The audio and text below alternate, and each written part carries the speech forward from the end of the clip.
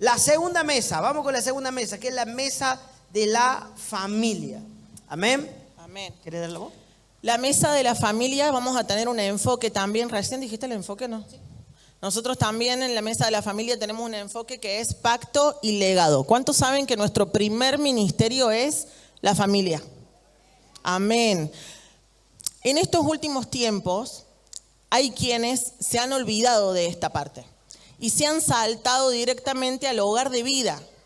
En vez de que sea su hogar, es el hogar de vida. Entonces queremos volver al diseño que Jesucristo nos enseñó primeramente. ¿Cuántos se acuerdan de las bodas de Caná? Siempre le digo Canaán. ¿Cuántos se acuerdan de las bodas de Caná? ¿Qué hizo Jesús? Convirtió el agua en vino. Muy bien. Se contestaba sola. Bueno, pero hay algo que pasa ahí. Y es que Jesús estaba tranqui, sentado en una mesa, charlando con sus discípulos, y viene la madre y le dice, Jesús, se acabó el vino. Entonces Jesús, ¿qué le dice a la madre? Le dice, ¿pero qué tienes conmigo, mujer? Todavía no ha llegado mi hora, ¿cierto? Entonces la madre no escuchó eso. ¿Qué hizo? Le dijo, hagan todo lo que él dice. Le dijo a todos a los que estaban sirviendo, los que estaban atendiendo a las personas de la boda, le dijo, hagan todo lo que él dijo, todo lo que él dice.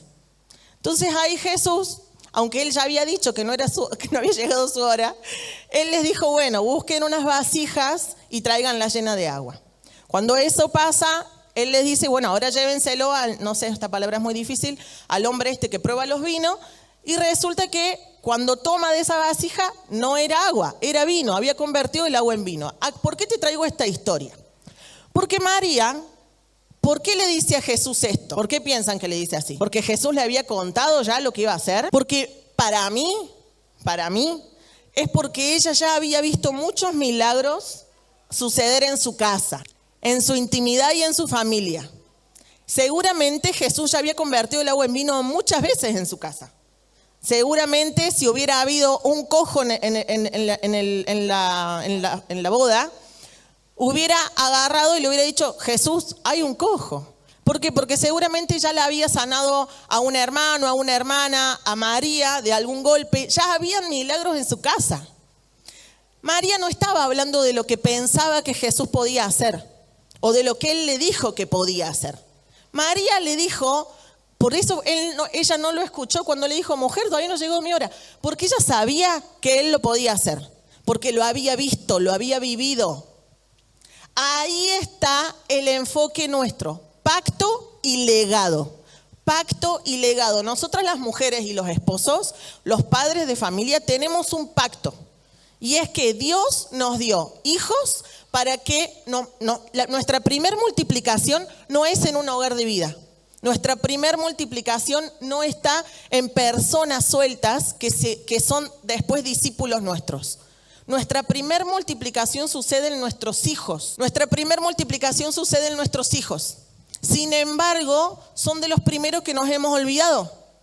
Ellos van creciendo al tuntún, hay que ir a la iglesia. Antes de ir a la iglesia, el problemón. Te dije que te vistieras, mira la hora que es, anda a bañarte, pero ¿por qué salís tan tarde? Todos los gritos. El niño, ¿qué es lo que va aprendiendo? Que previo a ir a la iglesia tiene que haber un problema. Entonces crecen y replican esto en sus propias familias.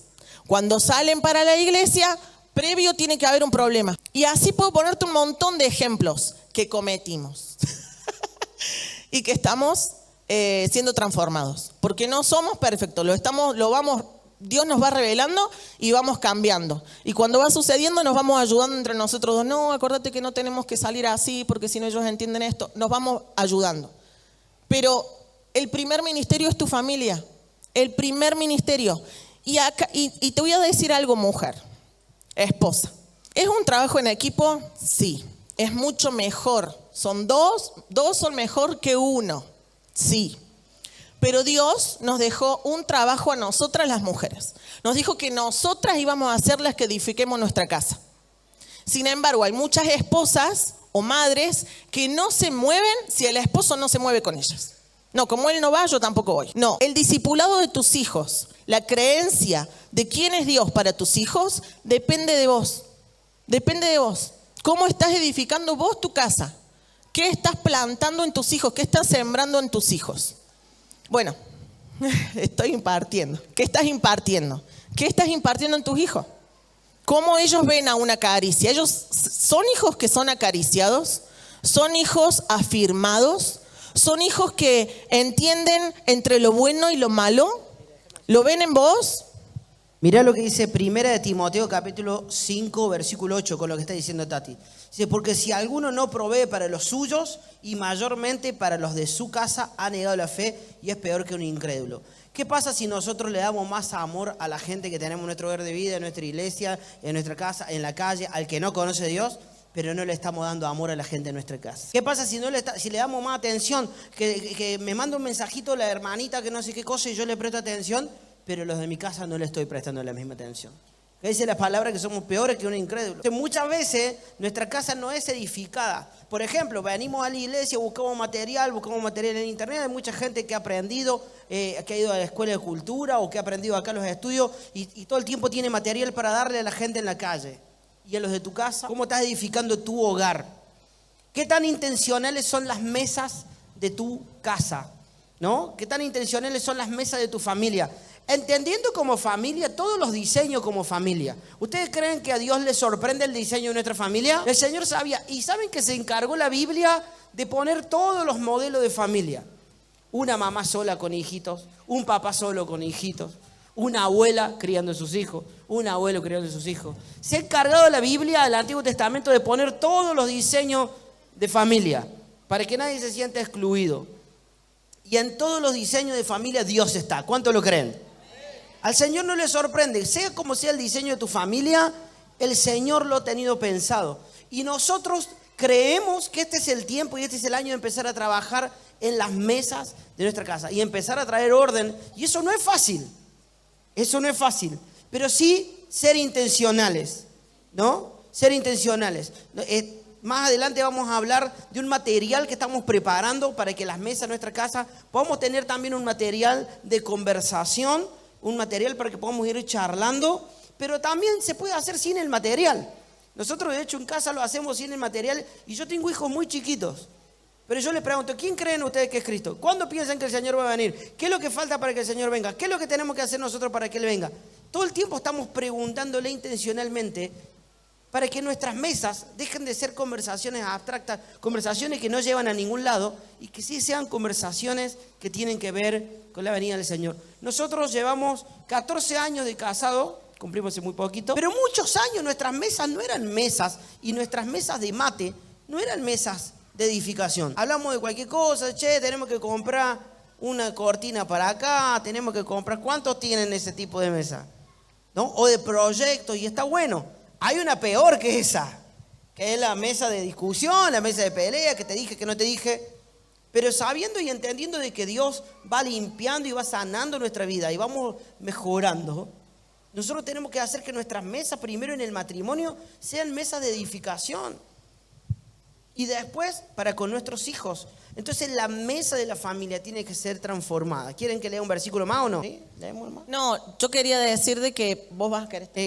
Quería dar un versículo más. Bueno, yo quiero decir algo que es ¿viste cuando vas jugando al jueguitos de en pantalla que vas desbloqueando niveles? Bueno, seguramente saben, porque ven a sus hijos o no sé.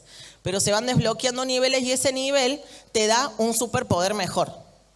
Bueno, en este caso, nosotros no podemos saltar al nivel 3 o al nivel 4 sin pasar por el nivel 2. Porque el nivel 2, que es la mesa de la familia, desbloquea un superpoder. Perdón, tengo muchos hijos. Pero, ¿por qué? Porque nosotros no podemos pretender, esto es para todos los líderes que tienen estas situaciones en sus hogares de vida de no obedece, le enseño, sí le digo que venga a la iglesia, pero no viene, sí hago esto, pero... Bueno, es muy probable que al nivel 2 te lo hayas salteado.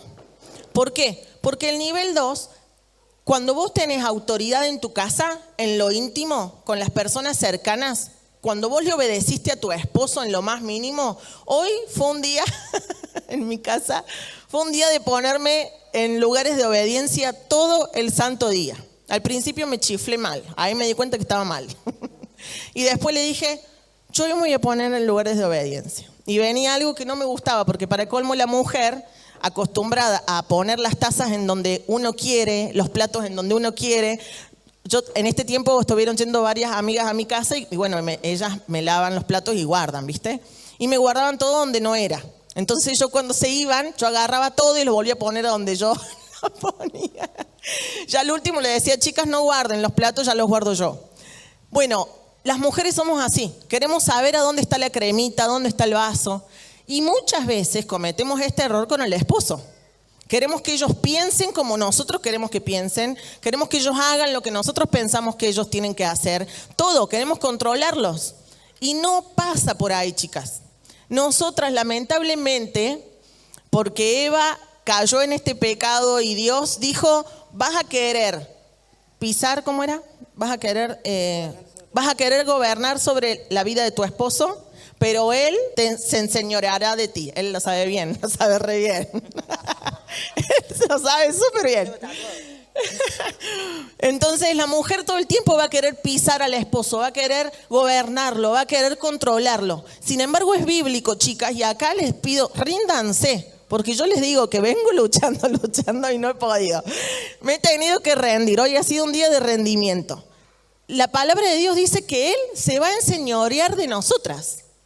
Entonces ahí es cuando la palabra de Dios después dice que nosotros somos como diadema en la corona de nuestro marido. Él se lo sabe a todos.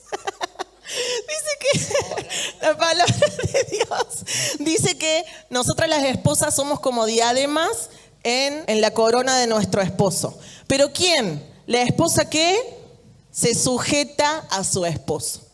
La esposa que se somete en muchas oportunidades. Yo siempre le digo a mi esposa, a mí no me gusta estar sometida. Yo quiero estar sujeta a vos.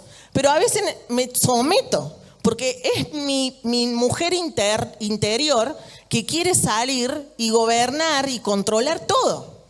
Entonces, ¿por qué te digo todo esto? Porque es importante que así como en nuestras mesas, nosotros en la primer mesa, ¿quién gobierna? El Espíritu Santo, ¿cierto?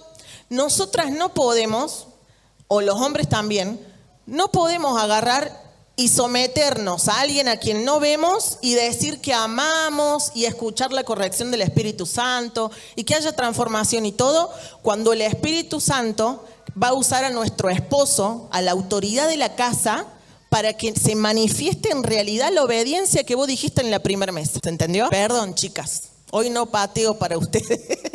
Hoy no, pero es necesario porque esa misma autoridad que vos respetás en tu casa con tu marido, es después la autoridad que se manifiesta en tu hogar de vida. Quizás tenés un montón de mujeres que no se quieren sujetar a vos porque hay una primera mesa que no se está cumpliendo, que es la de sujetate a tu esposo, mantenete sujeta de él, ponete en lugares de obediencia. Aunque no te guste, obedece, ¿sí? Y cuando después no sea lo que vos digas, no le digas, viste, yo sabía. No, tampoco vale. No, está bueno lo que dice Tatiana porque es parte de la autoridad que desciende de parte de Dios cuando cumplimos un primer mandato.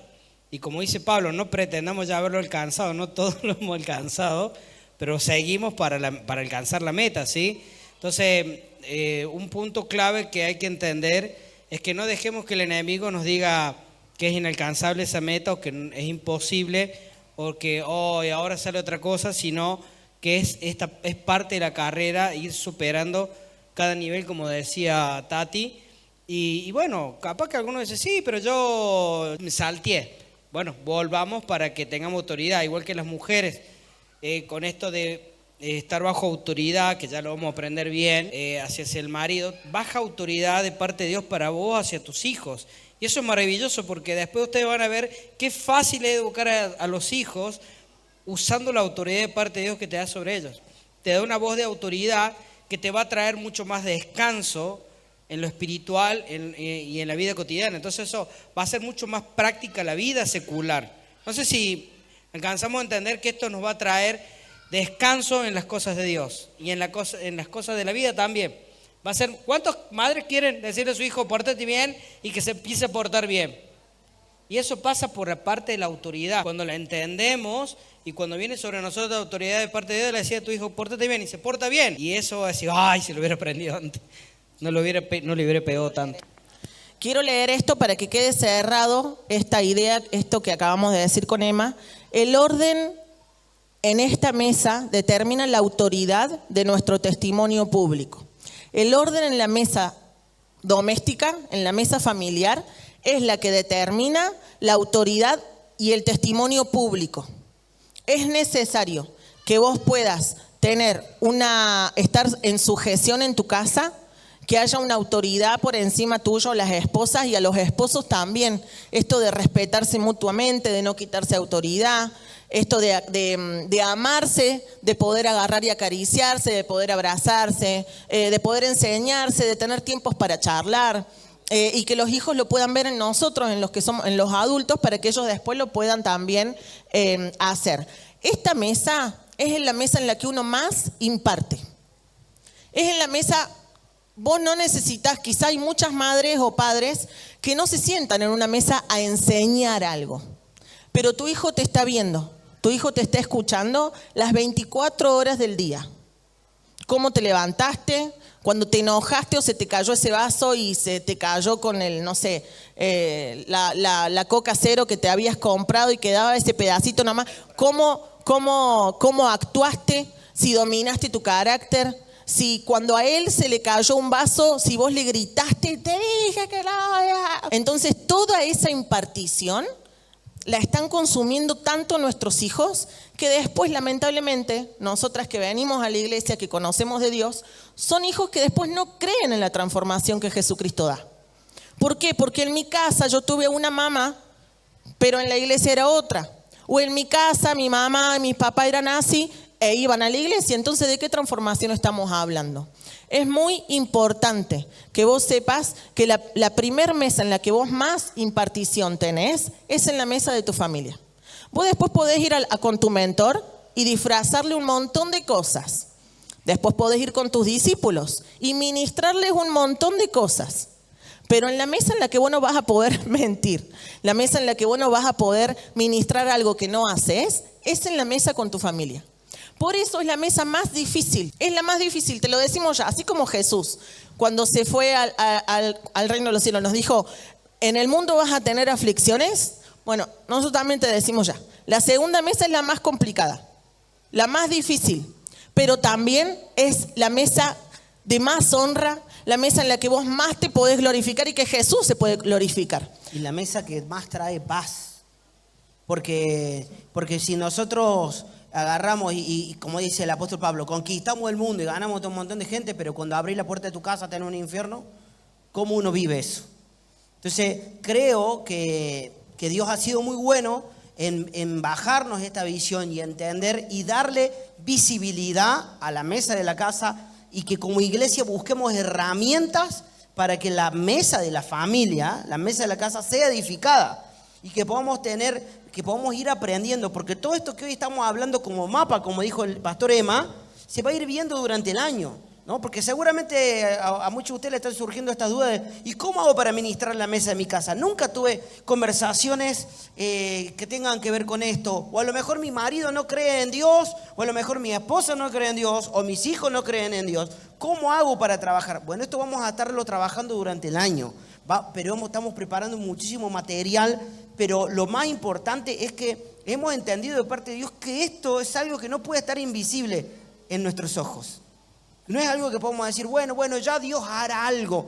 ¿Cuántos escucharon esa promesa? Cree tú y serás salvo tú y toda tu casa. ¿Cuántos la han escuchado? A ver, levante la mano. Es una promesa que hemos escuchado todo, pero como todas las promesas o palabras proféticas, si nosotros no hacemos algo, eso no sucede. Por eso el otro versículo en Josué dice, yo y mi casa serviremos al Señor. No dice mi casa y yo. ¿Por qué? Porque hay un orden. Si vos no podés servir a Dios, tu casa tampoco. Si vos no podés ser el primero que muera, tu casa tampoco. Si vos no podés ser el primero que se ponga en lugares de obediencia, tu casa tampoco. Yo y mi casa serviremos al Señor. ahí es cuando se hace entero. Lo que pasa es que todo el mundo espera que primero la casa venga y que yo no haga nada. Tremendo lo que está diciendo Tati, porque también nos ha pasado de que, bueno, a ver, yo llegué al camino del Señor, recibí al Señor, bárbaro, y ahora espero, llevo a mis hijos a la iglesia o llevo a alguien a la iglesia que vive en mi casa y que el pastor le predique, que el pastor le haga entender las cosas. Ojalá que el Espíritu Santo hoy en el culto le haga entender las cosas. Pero si yo soy el sacerdote o la sacerdotisa para algunas mujeres que están solas de la casa, entonces yo tengo que impartir. Porque ¿quién ve las 24 horas del día a ese niño? Es el padre y la madre. ¿Se entiende? Entonces ahí es cuando nosotros tenemos que impartir. Un pastor yo te puedo dar una palabra de 2 horas, Pastor Emma, Pastora Tati, te podemos dar una palabra de 45 minutos, pero el que va a impartir todos los días vas a ser vos como papá, como mamá, y también los hijos van a me encanta este versículo que dice, y vosotros padres no hagan enojar a sus hijos y los hijos que no hagan enojar a los padres, porque tiene que haber una comunión en la casa. Y esto lo tenemos que ir aprendiendo, no sé qué quería decir. No, un ejemplo hermoso lo deja el mismísimo Jesús cuando después de predicar el Sermón del Monte va y se junta en una mesa con los discípulos y les explica la misma parábola de la siembra. Y le dice el que sembró en el campo y así le explica cada paso. Y eso es parte también de impartir a nuestros hijos, de poder también tener momentos de charla, como decía Alexander, explicar qué se habló en la prédica, o qué entendieron, o que tus hijas tengan la posibilidad de preguntarte, ¿sí? ¿A cuántos le han preguntado lo que escucharon en la prédica, no? Si no te lo he preguntado es porque todavía falta el acceso de tu hijo, un libre acceso de preguntarte dudas, y eso también se va a trabajar, que eso es buenísimo. Cuando tu hijo te ve a vos como una figura de aprendizaje, a donde puede aprender y no que, deja, yo lo googleo, ¿no? Porque ahora los hijos te dicen así, deja, yo le pregunto a la IA. Y tenemos que tratar de que se genere esa conexión con nosotros y no tanto la IA. Exactamente. Bueno, nos extendimos mucho en esta mesa, porque la primera mesa es una mesa que más que nada es secreta. Vos y el Espíritu Santo. Vamos a tener mucho material para darte, pero en esta segunda mesa es una mesa muy importante. Podríamos no tener un hogar de vida y no haber ganado tantas almas, pero saber que nuestros hijos están en el camino de Dios es la gratitud más grande que una persona podría tener.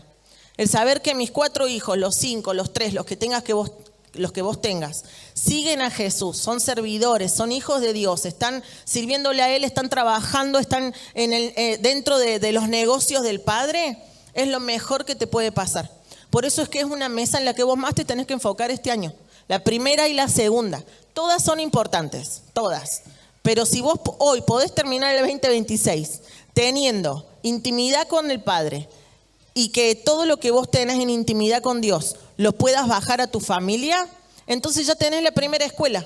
La primera escuela es nuestra familia. Vamos, ¿qué debe haber en esta mesa? En la mesa de la familia.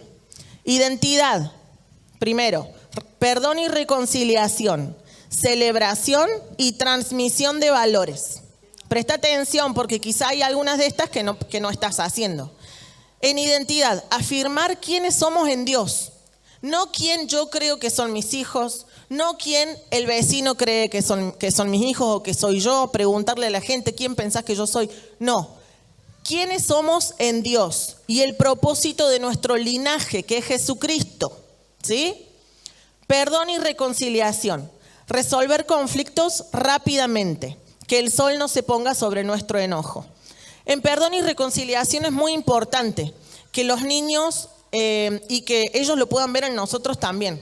Esto de te pido perdón, esto de que si se arma una discusión pública, digamos, con los hijos, que el hijo pueda ver al padre o a la madre viniendo con un bombón o algo y pidiendo perdón, ¿me entendés? Siendo intencionales de que el hijo pueda ver que el perdón en la casa es un valor. Y después enseñarlo entre los hermanos, los niños que se pelean o lo que sea, que se puedan pedir perdón y reconciliarse rápido. Y que la mesa de todos los días sea una mesa donde nosotros podemos resolver conflictos y entendamos de que para eso está. Para eso están esas mesas, la mesa de nuestro comedor, para resolver cosas. Y no que los problemas estén. Y después oramos, Señor, te pedimos, por favor, Padre, que se resuelva este problema. Pero hemos tenido un montón de mesas para hablar cosas. Por ejemplo, recién hemos hablado de la vulnerabilidad. Pero la mesa de nuestro comedor tiene que ser una mesa de vulnerabilidad, donde nuestros hijos puedan ser vulnerables, donde nosotros podamos generar una atmósfera de vulnerabilidad. Porque si nuestra mesa no es una atmósfera de vulnerabilidad, la mesa de nuestra casa, esos niños o esos adolescentes van a ser vulnerables en otro lado, donde el consejo que le van a dar de otro lado va a ser una porquería. Si tu hijo no te puede decir, mira, yo estoy consumiendo cosas que no tengo que consumir y no es vulnerable en esta mesa, lo va a decir en otro lugar y capaz que el otro se lo festeje. Pero este es el lugar donde tiene que haber eso. Celebración, decía Tati, que es el gozo de estar juntos y entender la vida cristiana no como algo religioso, sino entender cómo que estamos viviendo y compartiendo a Cristo juntos como familia. Y también la transmisión de valores. Transmitimos los valores, la enseñanza de lo que hemos aprendido. Eso es lo que transmitimos en esta mesa. Esto es lo que tiene que haber en la mesa de la familia. ¿Amén? ¿Cuántos estamos hasta ahí? ¿Amén? ¿Estamos todos bien? ¿Sí? A ver, alguien que tenga alguna pregunta, levante la mano. Franco, bueno, anotarla después la quería decir ahora. Bueno, decirla ahora, dice. ¿Cómo creamos momentos de intimidad con nuestros hijos? Bueno, vamos a irlo aprendiendo, y tenemos mucho material escrito sobre esto, pero algo fundamental es aprovechando los tiempos que ya tenemos. Por ejemplo, la mesa, todos los días, levante la mano lo que todos los días usan una mesa para comer, a ver, con su familia. Uno que capaz que comen en el patio y otro, pero todos tenemos una mesa, ¿o no? Todos tenemos una mesa y todos nos sentamos con nuestro hijo y la mayoría de las veces no somos intencionales. Ahora le voy a hacer una pregunta más complicada. ¿Quiénes cuando comienzan a hablar algún tema complicado se arma lío? A ver, levanten la mano. Eso es porque no sabemos hablar, porque no sabemos cómo comunicarnos, porque no sabemos cómo traer temas sensibles a la mesa. No todas las mesas son para traer temas sensibles, algunas son para hablar de uno a uno, pero tenemos que aprender a que nuestras mesas sean mesas con una intención. Porque cuando lleguemos al cielo nos va a pasar que vamos a llegar a decir, mirá, Señor, yo tenía a mis hijos que se me fueron todo el mundo. ¿Por qué? Yo te dijo, mirá, tuviste 7.843 mesas sentado con tu hijo y nunca le pudiste soltar una palabra, ¿no? Y no quiero ser más filoso con los que han ido a cultura, pero capaz que le dieron una palabra profética a Juan de los Palotes de por ahí que vino un día, pero no le pudieron soltar una palabra profética al hijo que tuvo duro, pero real. Entonces, ¿cómo nosotros, o a tu papá, o a tu mamá, o a alguien que tenga aprendimos a ver el oro en el envase de barro de todo el mundo que va pasando por la calle, pero no podemos ver el oro que hay en nuestros hijos, en nuestra casa? Tiene que haber una palabra de validación, tiene que haber una palabra una palabra profética de qué Dios va a hacer en tu vida. Mirá, hijo, vos tenés que creer esto. Amén. Porque ¿saben qué? El enemigo es muy sabio. Y una de las cosas que tuvimos en cuenta a la hora de preparar todo esto que venimos hace mucho preparándolo es ¿cuál es el antidiseño? Porque si este es el diseño de Dios, tiene que haber un antidiseño del diablo siempre. ¿Y cuál es el antidiseño del diablo? Que siempre en las mesas se arme el lío, ¿no? Que siempre en las mesas no hablamos, no toquen ese tema, no digan nada. Y cada vez que abrimos la boca hay pelea. Por eso decía Tati que la mesa más complicada es una mesa donde vamos a tener que trabajar mucho. Pero como iglesia hemos decidido visualizarla y decir, todos los días tenemos una mesa. ¿Qué estamos impartiendo en esa mesa? ¿De qué habla? ¿Nos hacemos lo distraído? Reina distraiga, decía mi mamá. ¿No? Nos hacemos lo distraído y no, bueno, no se habla de Bruno. No hablemos de esto, no hablemos del otro. Comemos, ¿cómo te fue en el cole? Bien, listo, y nos vamos. Entonces creo yo que este es el tiempo donde sentarnos y decir, bueno, ¿qué vamos a impartir en esta mesa? ¿Qué vamos a soltar? Vamos a la mesa. Para poder tener una mesa, perdón, para cerrar lo que dijo Franco, a veces es más fácil de lo que uno piensa. Porque en realidad la mesa de las comidas en la casa ya se genera por sí solo. No es lo mismo que vos tengas que llamar a discípulos. Porque siempre hay uno que tiene una cosa que hacer, otro que no quiere, y nos cuesta un montón juntar a todos los discípulos, ¿cierto? Pero en la mesa de la familia ya hay comida, ya hay un almuerzo o una cena o una merienda o un desayuno, ya hay momentos estipulados para que la familia se reúna. Entonces aprovechar ese momento. Lo primero que tiene que haber en esa mesa es un acuerdo en el matrimonio. Si no hay un acuerdo en el matrimonio, si tenés a la esposa en contra, estás en el horno. Y si tenés al esposo en contra, también. ¿Por qué? Porque vos querés agarrar y preguntar, bueno, hijo, ¿o qué piensan ustedes? ¿Cómo va a volver Jesús? Y todos empiezan a opinar, ay, ya empezaste con eso. El esposo o la esposa, ya empezaste con eso. No, está mal todo lo que estás diciendo. Ese tipo de comentarios no tiene que haber. Entonces, lo más importante es el acuerdo en el matrimonio. Que las dos personas estén de acuerdo de que en los momentos en el que vayan a cenar, a almorzar, a merendar, a lo que sea, que se hable de Jesús, que ese sea el tema central. Si vos podés hablar de Jesús con niños que se distraen todo el tiempo, con niños que te preguntaron cualquier otra cosa que nada que ver, entonces después te va a salir mucho mejor con otro tipo, con gente adulta. Porque la gente adulta ya presta atención, ya respeta el momento de hablar, sí, pero al niño le cuesta más. Entonces, cuando hay un acuerdo entre así haya adolescentes o jóvenes en la familia, si ellos ven que en el matrimonio, por ejemplo, cuando mi esposo habla y los niños están distraídos, él no es el mismo que está hablando y el mismo que está haciendo que los niños presten atención. Mientras que él habla, yo les hablo bajito. Hanna, el papi está hablando. Johan, escucharlo, papi. ¿Ve? Entonces nos respetamos entre los dos. Hay un acuerdo que hace que la autoridad del que está hablando se cumpla para todos los demás. Entonces es más fácil de lo que uno cree. No tiene que ver con obligación. Les decimos que nosotros venimos de muchas mesas que nos salieron mal. Y es esto de poner un día. Todos los martes van a ser el día del Señor. Vamos a hacer acá la reunión. Entonces Ale llamaba. Le dijimos que el martes, es martes, son las 6 de la tarde. ¿Cómo puede ser, Johan? Ahora te va a... Era todo un tema. Y dijimos, es más fácil al final. Si cenamos juntos todas las noches, entonces todas las noches hablemos de Jesús. ¿Por qué tiene que haber un día? Todas las noches vos podés hablar de Él. Mientras más de Jesús haya en tu mesa, más va a haber en tus hijos que se forme Jesús.